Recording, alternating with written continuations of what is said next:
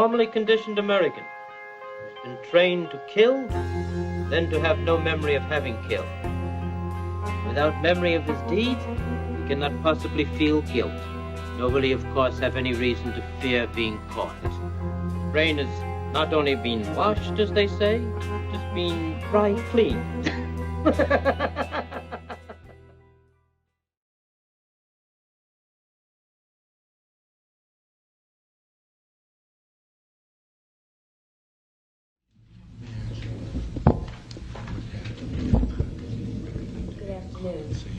Between the years of 1957 and 1984, I became a pawn in a government scheme whose ultimate goal was mind control and to create the perfect spy, all through the use of chemicals, radiation, drugs, hypnosis, electric shock, isolation in tubs of water, sleep deprivation, brainwashing, verbal, physical, emotional, and sexual abuse. I was exploited unwittingly for nearly 3 decades of my life. And the only explanations given to me were that, quote, the end justifies the means, and, quote, I was serving my country in their bold effort to fight communism. I can only summarize my circumstances by saying they took an already abused 7-year-old child and compounded my suffering beyond belief. The saddest part is, I know for a fact that I was not alone. There were countless other children in my same situation, and there was no one to help us. Until now. I've already submitted as much information as possible, including conversations overheard of the people, agencies responsible. I'm able to report all this to you in such detail because of my photographic memory and the arrogance of the doctors, the arrogance of the people involved. They were certain they would always control my mind. Although the process of recalling these atrocities is not an easy one, nor is it without some danger to myself and my family, I feel the risk was worth taking. Dr. L. Wilson Green, who claimed to have received $50 million from the Edgewood Chemical and Radiology Laboratory as part of the TSD, or Technical Science Division of the CIA, once described to Dr. Charles Brown that, quote, children were used as subjects because they were more fun to work with and cheaper, too. They needed lower profile subjects than soldiers or government people. So only young, willing females would do. Besides, he said, I like scaring them. They in the agency think I'm a god, creating subjects experiments for whatever deviant purposes Sid and James can think up. Sid being Dr. Sidney Gottlieb, James, Dr. James Hamilton. In 1958, I was to be tested, they told me, by some important doctors from the society, or the Human Ecology Society. And I was instructed to cooperate. I was told not to look at anyone's faces and try hard not to ignore any names, as this was a very secret project. But I was told to be brave, and all these things would help me forget. Naturally, as most children do, I did the opposite and remembered as much as I could. Dr. John Gittinger tested me, Dr. Cameron gave me the shocks, and Dr. Green the x-rays. Then I was told by Sid Gottlieb that, quote, I was ripe for the big A, or meaning artichoke.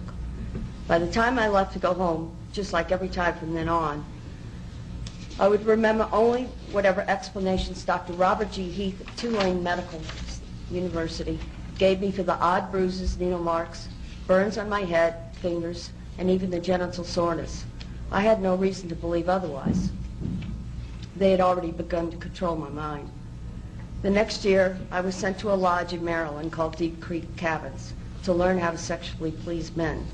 I was taught how to coerce them into talking about themselves, and it was Richard Helms, who was deputy director of the CIA, Dr. Gottlieb, Captain George White, Morris Allen, who all planned on filming as many high government agency officials and heads of academic institutions and foundations as possible, so that later when the funding for mind control and radiation started to dwindle, projects would continue.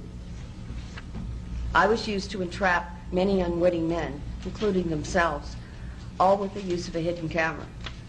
I was only 9 years old when this sexual humiliation began.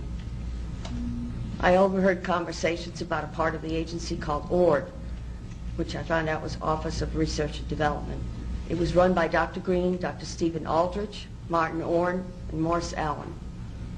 Once a crude remark was made by Dr. Gottlieb about a certain possible leak over New Orleans East involving a large group of retarded children who are being given massive doses of radiation. He asked, why was Wilson so worried about a few retarded kids? After all, they would be the least likely to spill the beans. Another time, I heard Dr. Martin Orne, who was the director then of the scientific office and later the head of the Institute for Experimental Research, state that, quote, in order to keep more funding coming from different sources for radiation and mind control projects, he suggested stepping up the amounts of stressors used and also the blackmail portion of the experiments. He said it needed to be done faster than to get rid of the subjects, or they were asking for us to come back later and haunt them with our remembrances. There's much more I could tell you about government-sponsored research, including project names, sub-project numbers, people involved, facilities used, tests, and other forms of pain induction. But I think I've given more than enough information to recommend further investigation of all the mind control projects, especially as they involve so much use of the radiation. I would love nothing more than to say that I dreamed all this up and need just to forget it. But that would be a tragic mistake. It would also be a lie. All these atrocities did occur to me and to countless other children, and all under the guise of defending our country. It is because of the cumulative effects of exposure to radiation, chemicals, drugs, pain, and subsequent mental and physical distress that I've been robbed of the ability to work and even to bear any children of my own. It is blatantly obvious that none of this was needed, nor should it ever have been allowed to take place at all. And the only means we have to seek out the awful truth and bring it to light is by opening whatever files remain on all the projects and through another presidential commission on mind control. I believe that every citizen of this nation has the right to know just what is fact and what is fiction. It is our greatest protection against the possibility of this ever happening again. In conclusion, I can offer you no more than what I've given you today, the truth. And I thank you for your time.